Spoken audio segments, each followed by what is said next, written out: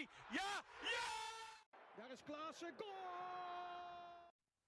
Hello and welcome to podcast 66 from Football-Oranje, your home of Dutch football. I'm Michael Statham, and as usual, I'm with Mike Bell, the Football-Oranje founder and editor, to discuss loads to do with the Eredivisie. We're really looking forward to talking about Vitesse, Heerenveen, AZ, Willem II, Ajax, but also, first of all, the Euro 2020 draw reaction for the Netherlands, with Austria, Ukraine and a playoff winner waiting in anticipation for the Netherlands. So, if you're new, don't forget to subscribe to Football-Oranje on our platforms. You can listen in to us on either YouTube, SoundCloud, iTunes or Football Nation Radio. We hope you enjoy this podcast.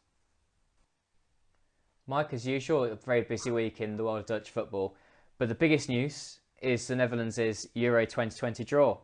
So they've got Austria, Ukraine, and then either a playoff winner, which could be Georgia, North Macedonia, Kosovo, Belarus, or Romania if they win their playoff route. Are you not feeling optimistic about this? Maybe as optimistic as I am, because without getting ahead of myself, I think it's almost as simple as it could have been for the Netherlands. Definitely. I think if you look at the draws that the Netherlands have had in recent European Championships, if you go back towards 2008 and 2012, they were both involved in groups of death. And yeah, I don't think Ronald Koeman could have picked an easier draw. I mean, to get Ukraine from the top pot when you could have had some of the biggest nations is great. And then, they could have got Portugal, who they obviously lost to in the Nations League final recently, and a bit of a bogey team for the Netherlands. And we avoided them. And I think whoever comes through that playoff, I think Kosovo is probably the best one, but then it could be Romania. I'll take either of those. All three games in Amsterdam, you couldn't be happier. I think this is a great chance for Netherlands to get out of this group and progress even further in the tournament. Netherlands, before the draw, people were talking about being one of the favourites, and after the draw, that's not going to change, because these are on paper three games that Netherlands should be winning. Ukraine are doing well under Shevchenko, and Austria, I don't think they're as good as they were a few years ago. I think they were an up-and-coming nation, but they've sort of slid down the rankings. I think that they'll all set up defensively against the Netherlands, but then it's just up to Koeman to find a way to get through their defences. And I think that with attacking talents that are coming through in the Netherlands, that shouldn't be a problem. And yeah, I'm very happy with this draw. Obviously, what really helps as well is playing those three group games at home. That home advantage is going to be massive, and it will help against those smaller teams. If they're going to play defensive, they can really try and break down with that home crowd to help. Yeah, the people sending their opinions. We had someone say, this is the easiest draw for Holland since the 1994 World Cup, when they had Belgium and Morocco in their group. So yeah, they're happy about it. William said that it's nice to see an easy group for once, because 2008 and 2012 were brutal. If you actually look at the opponents, you've got Austria, who have lost to Israel and Latvia in their qualifying campaign, and Ukraine as well, the toughest team that the Netherlands have to face in this group. Yes, they did beat Portugal in qualifying, but they look like they really struggle for goals. They have got the likes of Zinchenko, Yarmolenko in their team, but yeah, they're not going to put the Netherlands under heavy pressure. I think that, all these teams are going to be playing are going to be teams that will sit back and try and be plucky getting that goal, and it's up to the Netherlands to be better than them. And if they are, then they'll sail through this group with 3 wins. And something else, Mike, that I noticed was this is looking ahead of conclusions that may or may not happen. But if the Netherlands win their group, they will play a third place team from one of the other groups. There's like 3 different groups, I think, from D, E and F. But either way, playing a third place team, and then after that they might play a runner up from one of the other groups. This could be a lot worse. We could be talking about the Netherlands being drawn in a group of death here with Portugal, France, Germany, which is what's happened elsewhere. So there's really nice runs so far up to the last 8. Yeah, I mean, it's a dream draw, and on paper, Netherlands should not easily, but they should win this group. And then you're looking at, as you say, a third place team, which you should get through that. And then from that point, you're in the quarterfinals. Anything can happen from there. Yeah, it's just the draws just made me even more excited for next summer because it could be great. I think that, as I said before, Netherlands are going into this tournament as one of the favourites on paper, and if that group of death that contains France, Germany, and Portugal, that's going to possibly take out one of the big nations, and yeah, everything just looks very, very good right now. Including the Netherlands' win over Estonia, which unfortunately I couldn't catch. But Mike, we haven't spoken since they put some goals past Estonia. What did you make of that performance, and what did you make of the new players, the Stengs, Boadu, that we've been crying out for so much? How did they play? I thought both did really well. Boadu came off the bench, Stengs started. Stengs, I think, looked a bit nervous at the start, but he got a couple of assists. That's what you want from him. A couple of the balls that he was playing through were excellent. He looks like a creative spark on the wing, and he looks a good option. But Boadu was just a bundle of energy after he came off the bench, and I was really impressed by him, and he took his goal really well. I think both of them showed that they're capable of playing at this level, and again, it's just more question marks for Ronald Koeman. How does he fit all these young talents into a squad for next summer? Because Bergwijn and Malen were out injured, and if they come back, they start playing well. Then you've got the likes of Dilro's son for Hertha Berlin, who's doing well. Kluivert started scoring goals for Roma. I mean, I wouldn't like to be Ronald Koeman trying to pick a squad from this group of players as well. And then you've got somebody like Noah Lang, who, given his first Eredivisie start for Ajax, scores a hat-trick. And then if he starts getting more game time and shows this kind of form, then he comes into the equation as well. And then you've got Ihataren at PSV. Yeah, there's a lot to be excited about in the Netherlands right now, and the performance over Estonia was good. It wasn't excellent at all times. I think the first half they were a bit sloppy. They added the goals in the second half to really cap it off. And yes, second in the group, you can ask for more. You can ask for a better draw. Just a very good qualifying campaign. Netherlands are back at a major tournament. And yeah, it's just very exciting for next summer. You mentioned No Lang there. Let's shift our attentions to Dutch club news. And today, Ajax beat Twente 5-2. And Ajax have quite a few players in the Dutch national team. Quite a lot of interest goes into Ajax and how they do. So let's talk a little bit more about some of their Dutch players that were playing today. They went 2-0 down.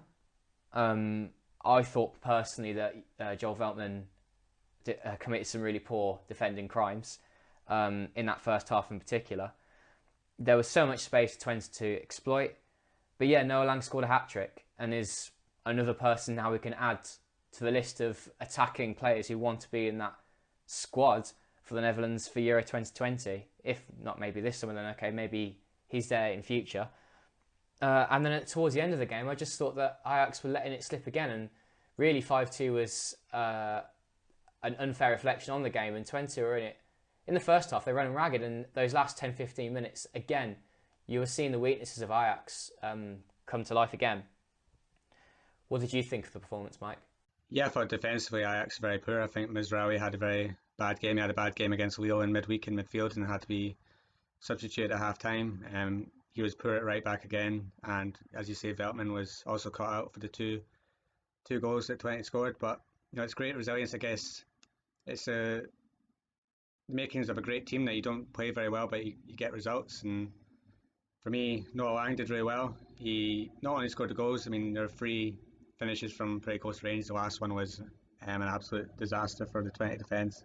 But he was also creating a lot of chances as well. He looked very lively on the wing. So he looks like a big talent. But for me, the game really changed when he brought Huntelaar on for Promise, who went off injured. I think that Huntelaar just adds something extra to this Ajax attack, and he's just a lethal finisher. Something that you can't really say Dusan Tadic has been so far this season. Dusan Tadic missed a couple of chances in the first half. He had a one-on-one with Drommel when the keeper made a save. I think that Ten Hag made the right choice bringing him on for Promise. And 36 years old, Huntelaar is still banging in the goals. I think he forgot how old he was when he tried to do an overhead kick in the first half that went hopelessly wide. But that's the old Huntelaar trademark. Twente, I think, were unlucky.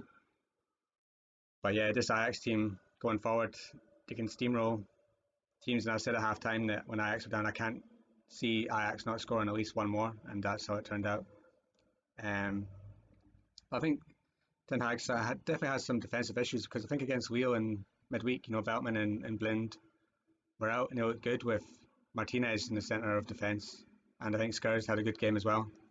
And when you bring Joel Veltman back and you put Mazraoui back at right back, if they are playing like that, then maybe Ten Hag has to consider possibly dropping Mazraoui for Dest, and who knows, Veltman could drop out because Martinez could easily slot alongside Blind or even start playing per Skurs. I thought that Twente started the game really well, and a lot of credit has to go to them as well. I was really impressed with how their front three made the most of that space that Ajax left. Nakamura's coming on as a good attacking talent. I think he's still got a lot to learn.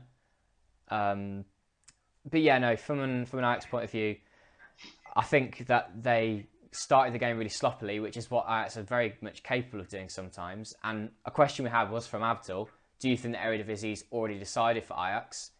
Yes, it is, but those opening minutes for Ajax show where it could go wrong for them, where their sloppiness and openness in defence can let teams in against those bigger teams that they do tend to be more conservative, which is why they get results against the PSVs and the RZs as well. Yeah, go back to the question. I think that the title is basically wrapped up. I mean, 9 points ahead of AZ, who play later on, and I can't see AZ winning constantly throughout the season. I think they'll slip up in a few games. They might already have done this season, and PSV are hopeless and they're too far behind now to even mount a challenge. So I think Ajax will eventually win the title, and I think it'll be by a big margin as well. I think there'll be a big points gap at the end of the campaign. But yeah, I think that it's hard for someone like Ten Hag to motivate his players when they come off such a great result in Lille and then they go to Twente. Maybe there's just a bit of not cockiness, but I think they probably turned up today thinking that if they play well, they're definitely going to win this game. And Twente gave them a bit of a scare earlier on, but then you see that Ajax turn it around, and then on paper it looks like an easy, comfortable victory. It's 5-2, and you go, wow, Ajax obviously hammered them. But yeah, I think defensively is the only really area that Ten Hag has to look at, because I think that in attack he has so many options, and in midfield is pretty much sealed with the Van de Beeks and Ziyech. Defensively he has some issues, especially at right back, and as I said earlier on, Veltman, he's done well at times this season, he's done poor at times this season. He's just one of these players that has an off day now and again, and I don't think he's going to be a long-term fixture for Ajax, so why not give somebody like Skurs or even Alvarez, who was meant to be the big summer signing that they made. They were very keen on bringing him in as the Ligt replacement, but he's barely had a look in, and not even in his normal position. He's a centre-back by trade when he was in Mexico, but he seems to be playing in midfield or not at all, so I don't understand why he's not getting any game time. So maybe Ten Hag just needs to consider changing his options against the likes of Twente and that, and maybe stick with his preferred 11 in the Champions League. I think Erik ten Hag has his reasons to not play Alvarez. As to why exactly, it's harder for us to see, but I would trust Ten Hag actually with that kind of decision. I think when you look at Ten Hag's growing reputation, some decisions, some team selections may look difficult to as to why they've happened on the surface. But yeah, I think he has his reasons with with Ten Hag. He's done it in the past with players by leaving them out for prolonged periods of time, brings them back in and they do excellently. There's a reason why I think Ten Hag's linked with the Arsenal job, for example. But back to the point, which I would like to criticise Ten Hag on, is why Ajax are so vulnerable at times. They have a second best defence in the league, but it's not the strongest, and they do give chances away, and they can be quite haphazard at times. Do you not think it's because they attack too much? As simple as that. Do you think they just have an over-reliance on attack to try and score goals and therefore leave far too much space in behind, which makes defenders have these tricky one-on-one situations? Or let's say if a player misplaced a pass and there is loads of space in attacking midfield to create chances. Yeah, I mean, you saw it twice today. Mazraoui was caught out of position because he bombs forward at every opportunity and it leaves gaps at the back. And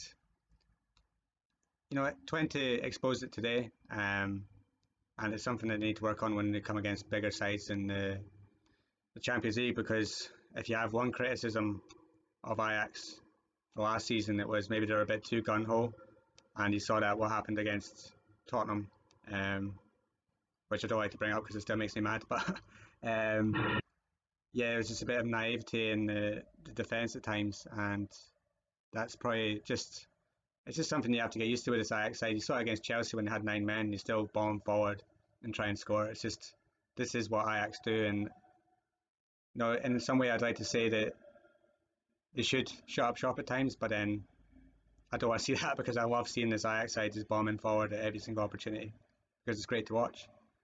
And they got away with it today because they can score goals, and that's just the trait of this team, is you can score twice against them, but they'll score 5 or they'll score 4, and it makes for good watching as a neutral anyway. Yeah, it does. That's why I think Ajax have this Ajax way, and when it works, it can work really well. The Eredivisie table has been springing a few surprises recently. One of Ajax's, their next opponent is Willem II. And that's actually a more difficult game than one glance at the table one glance at the fixture list would suggest, because the table says Willem II are 4th.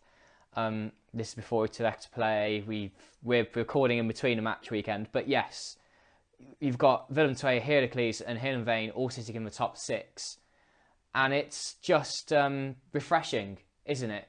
My first question to you, Mike, about this is, why are we seeing these teams sit in the top 6, top 7, and you've got Utrecht, Vitesse, Feyenoord, and even Groningen as well below them? At this stage of the season, we're almost halfway through the campaign. Some very different teams are sitting in the top 6. Yeah, it's great to see these teams like Willem II doing so well, and it's because they recruited well in the summer. I think Che Nunley was a great signing for them, and he's doing really well. Even though they lost Franso, I think they're doing a lot better under Edric Costa than many would have predicted when he was appointed their manager. But there's two ways of looking at it. You say that the likes of Willem II and Heracles are getting better, or the likes of Feyenoord and Vitesse getting worse. Vitesse are on a 5-game losing streak. Slutsky obviously resigned after the loss at Heerenveen on Friday.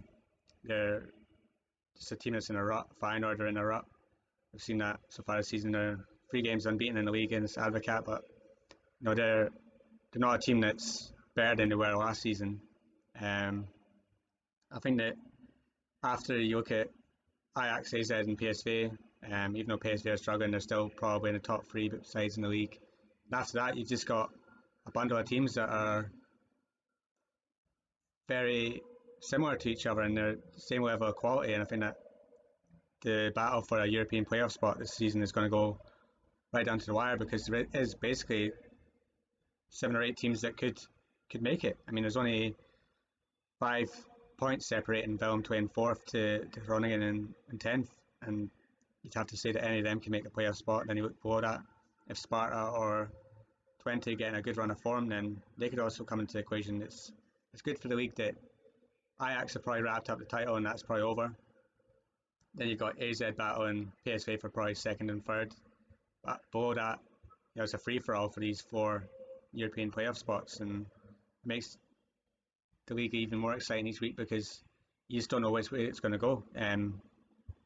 Everybody can beat everybody, and it's good to see. But there's teams that are getting better. I think Heerenveen have made some good signings, and Ejuke, the winger, he's very good. Odegaard up front, and they've got Mitchell van Bergen as well, a Dutch youngster who that wasn't really given his chance at Vitesse, but since he's moved to Heerenveen, looks like a big talent. And yeah, I think going towards the end of the season, I think that these teams are going to keep beating each other, and it's going to be a race to the wire to finish in the top 7.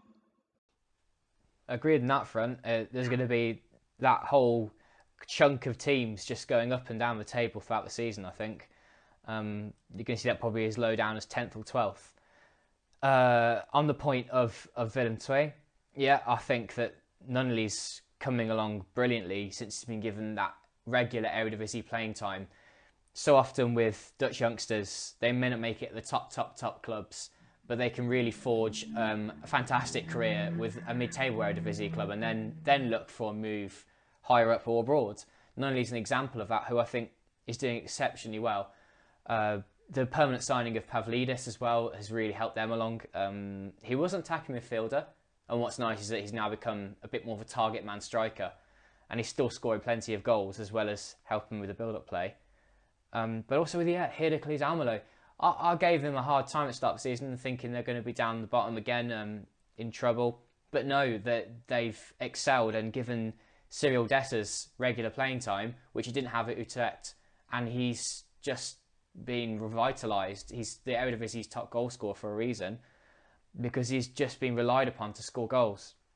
And there's loads of nice attacking midfielders playing in those surprise teams that we've had. They've just come along and excelled massively. And I think the biggest team that's thrived out of this topsy-turvy Eredivisie table is AZ Alkmaar. And aren't they now really contenders to finish second in the table? That would be massive for that club. A Champions League qualifying position if PSV continue to stutter and AZ continue to go from strength to strength and keep their best players fit. They're real contenders for second place. Oh, definitely. I think that, for me, they're the favourites to finish in second at the moment. I think the worry for Arne Slot is he's got a great starting 11, and that starting 11 is on par with anyone in the league, and they can beat anyone in the league, maybe bar Ajax. But as soon as they lose somebody, who's there to fill in? We've seen it with Hatsidiakos. He's now out for the rest of the season. That's the centre-back. Ron Vlaar's not fit. So that means that they're probably going to have to slot somebody like Koopmeiners in the centre-back position. Then the whole team dynamic sort of shifts. I didn't really like Koopmeiners playing in the defence last season and the start of this one. I like him in midfield, controlling the game. I think that if AZ get to January, clear of PSV, make a couple of signings, then yeah, they're definitely the favourite for second place, because I think that Boadu and Stengs, they're not interested in moving to anyone else in the Eredivisie. I think they'll cost too much anyway. AZ are comfortably financially, so there's no reason to sell any of the top players at the moment. So I can't see any of them leaving before the end of the season. They're through in the Europa League, and if they can strengthen in some of the key areas in January, then there's no reason why they can't easily finish above PSV Eindhoven, because Boadu, Stengs, Idrissi, it's, for me, the one attack in the Eredivisie makes me the most excited, because it's so dynamic and fluid, and they're all three youngsters, two of them who I really hope have a big future in the Dutch national team. I love watching them every week. But behind that, you've got Koopmeiners, an excellent midfielder who should be in the Dutch national team as well. And then at the back, you've got like Wijndal, who's another option for Ronald Koeman, and Bizot. I think that defensively they're so strong, going forward they're so strong. And I think a couple of new recruits in January, and they finish above PSV this season. I think they're going to be pressing Ajax in this upcoming match they have against them. They've proven as a team that they can beat now teams in that top echelon of the Eredivisie. Because there was a time where, under John van der Brom at least, they couldn't beat any of these top teams, and now Arne Slot's taken the reins. Yeah, they've become a team that can beat almost anyone. And I think a lot of Dutch football fans will be excited to watch AZ play against Manchester United at Old Trafford in the Europa League. It's coming up, and the match really is a dead rubber match, but it's a chance to see the best Dutch talents against an English giant. So I think there'll be a lot of eyes on that game. Unfortunately, though, despite all of this positivity with Ajax and AZ in Europe, bad news for PSV, knocked out of the Europa League. The season's going off the rails, isn't it? Let's face it. And do you not think that Mark van Bommel's on borrowed time? Or is he one of those where PSV have a trust in him and are going to keep him to the end of the season? Because I think they've been awful. Really, really bad. And you can't just keep saying that Marlon and Bergwijn are going to come to the rescue. Yeah, I think that under Van Bommel it's gone stale. I think you saw it's the same sort of reason why Slutsky's resigned at Vitesse, because he realised he can't turn this around anymore, because the players aren't reacting to him and the results are going the wrong way. And I think you see that at PSV as well. Van Bommel had an excuse that Malen and Bergwijn were both out, But now they're back, and against Sporting Lisbon, or Sporting Club de Portugal, sorry, they looked awful again. And you can't just rely on two players to make a team. Defensively, they're hopeless. Bringing Schwab back when he was away on a free agent, something's happened to him over the summer because he looks hopeless. Baumgartner was a big signing, and he's not done anything positive. Dumfries is a liability at right back, and they've made him captain. So, and at left back, they're playing a midfielder because they signed two in the summer, but neither of them are good enough.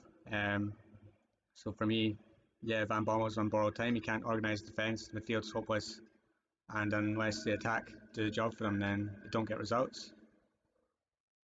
He probably does have the trust of the board at the moment, but they didn't win the title last year. They were trophyless. They missed out on the Champions League. They're out of Europe this season. They're way out of the title race, and the best you can hope for is a Dutch Cup win. And missing out on Champions League football would be horrific. And at the moment, AZ are by far the favourites for that position. So if they don't change it, you're looking at PSV potentially not even finishing third. They're only 1 point ahead of Willem II at the moment. So there's no reason why you'd say that they're definitely nailed on to finish third. A change of manager now, heading into the winter break, and then maybe adding a couple of players in problem areas might revitalise them for the second half of the season, because right now it doesn't seem like Van Bommel can do anything right. They won the last game against Heerenveen, but that was 2-1 and they were very lucky. I mean, Unnerstal had to make some big saves towards the end. Yeah, I can't see the season being any better for PSV unless they make a change managerially, because I think that Van Bommel's just lost the dressing room and he doesn't really have any new ideas at the moment. Okay, a couple of Twitter questions. Can Feyenoord beat Porto? No, not for me. I think this group was so tight going into it, and Feyenoord have blown their chance of getting through because they've drawn the two home games, the two games that they should have won. I think that they started really well against Rangers on Thursday. They scored the goal to go ahead, but as soon as Rangers equalised, they fell apart. They got a good equaliser, but even after the equaliser at 2-2, there was no real chances to win the game. And you saw that against Young Boys as well. They took the lead, but they just can't hold on to it. I can't see them going away to Porto. You also need to win to stay in there and get a result. Even if they do that, they're relying on a result in the other game as well. So, yeah, for me, PSV and Feyenoord are both going to go out of Europe. And another question, do you think Noah Lang will start against Valencia? I think that Ajax have got no choice really, have they? No, they don't, because Labiad's out for a while, Neres is out for a while.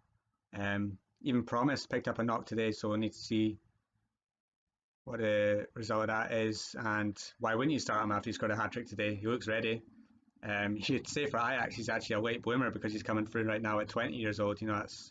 That's quite late for Ajax, but he looks ready for it. He's scoring goals. He scored plenty of goals for young Ajax this season as well. And given a chance, you saw what he could do today. So, yeah, for me, why not start him? It's a big game. You need to at least get a draw to make sure they're placed, because I think Chelsea beat Wheel in the other game. So, and Valencia are a difficult side. I mean, Ajax swept them aside in Spain.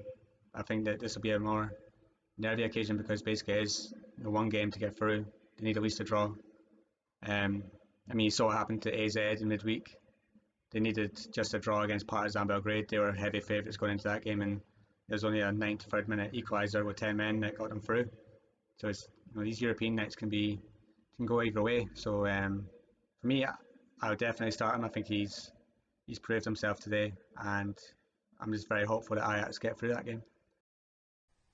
I'm going to hold my judgment on Noah Lang at the moment because I think he's a good player, and a hat-trick definitely looks good on your debut. Your first start, shall I say, in the Eredivisie. But yeah, I think I need to be persuaded a bit more on him. Yeah, because there's a reason maybe why he had to wait until he was 20 for that first start. Ajax are a good team, but they do normally give chances to the best in their academy. But let's see what happens in future. And Valencia is definitely a strong opponent to prove yourself against. Finally, Mike, there was something I was thinking about with RZ, because they're having such a good season and have all these fantastic players. But of course, as is the nature of the Eredivisie, they're just going to lose them all in the summer, aren't they? And then what happens after that? they're going to accrue a lot of money from player sales and also the Europa League one. They've already got about €6 million from that. Is any of this going to be spent, or is it just going to fall back down the table again and that's it for them as a club? Or do you think maybe they're going to start feeling ambitious and they can become a permanent fixture of the top 3-4 clubs in the Netherlands? I hope so. I hope that they use the money well. You're looking at, if they hold out, Stengs and Bordeaux could both be record sales for them. They could easily fetch them 30 million each. And if you look at Idrissi as well, he's a player that could go for upwards of 10, 15 million, and same for Koop Miners. I mean, this is a lot of money for a club like AZ Alkmaar, but we've seen it before. They sold Janssen for a lot of money, they sold Johan Bakash for a lot of money, but they didn't really spend it. But I think that they're such a well-run club now, under the director Max Huberts, that if they do get, say, 60, 70 million in the summer, I trust them to reinvest it well. They're going to need to sign some players, but they've also got one of the best academies in the Netherlands, and there's some young talents coming through there at the moment that can easily come into the side. Kenzo Goodmine, one of the brightest young attacking midfielders in the Netherlands, could get his chance next season, say, if they lose quite a lot of players. But you go look at the signings that they have made over the past couple of summers, and Danny De Witt looks like a great signing so far. I mean, these are players that they're picking up from like Ajax and that aren't maybe getting a chance in the first team, and I think that's the way that they need to go forward, and maybe picking up a few more from abroad for cheap deals. I mean, I was pushing for them to bring back Vincent Janssen in the summer, and I'm glad they didn't, because Bordeaux's been a sensation. As you said, you're probably hoping now to become a permanent top 4 club in the Netherlands. You say the traditional big 3 because it is usually Ajax, PSV and Feyenoord, but AZ have everything at their disposal to break into that and become a top 4. They've got a good stadium that's getting rebuilt, obviously, because the roof went off. They've got a great academy. They're well run. They're financially stable, and they're going to get a lot of money in the summer. There's no reason why they can't spend 35 million bringing in clubs, especially if they have the added bonus of reaching the Champions League. And who's to say that if they do reach the Champions League, they can't persuade Bordeaux, Stengs, Koop Miners, Wijndal to stay for another year. Bordeaux's only 18, Stengs is in his 20s. If the clubs that are coming in for them in the summer aren't huge, or they're just like the Ajax and PSVs, why leave? So yeah, I hope that if AZ do finish second to get Champions League, they can persuade some of these talents to stay and invest some money in their squad, because I think that there's a few areas in the pitch that could be strengthened, especially in the centre-back position, and they could spend some money, and who knows, if they do that, they could even potentially challenge Ajax next year. That should be what they are aiming for, to challenge Ajax next season, if they can either keep players or buy good players. I don't think you're going to start seeing them paying loads of money for players that are 25, 26 on high salaries. But certainly a shift to keeping that, maybe a Bouadou, because he's, as you say, he's so young. He doesn't want to be moving to, say, Valencia and sitting on their bench. He wants to move to a team that's going to play him every week. And that's hard when you're that age. You don't want to go into a top league where they're just not going to play you because they think that you're too young. And that's where staying at RZ is actually a very good decision, especially if they can finish second in the Champions League, or just qualifying for the Europa League group stage. That's massive, and that should be what they're aiming to do. With someone like Stengs, I think he's going to attract a big fee from a big club, especially if he's chosen for the Netherlands squad in the summer. I think he'll be gone. But let's see who they keep, and let's see if they can keep up this great form as well, because at the moment they're on an upward spiral, and they seem to be getting better and better and better, and less likely to slip up against a lesser opponent. Although, we did see against Partizan Belgrade, they nearly let that one slip. So they're not the complete outfit yet. But by the end of the season, they could be a bit of a machine, and that's one that's winning game after game. That will help them finish second. Mike, thank you very much for joining me on this Football-Oranje podcast, and we look forward to recording another one soon. Thanks everyone for listening, and great news that we can also bask in of the Netherlands' Euro 2020 draw.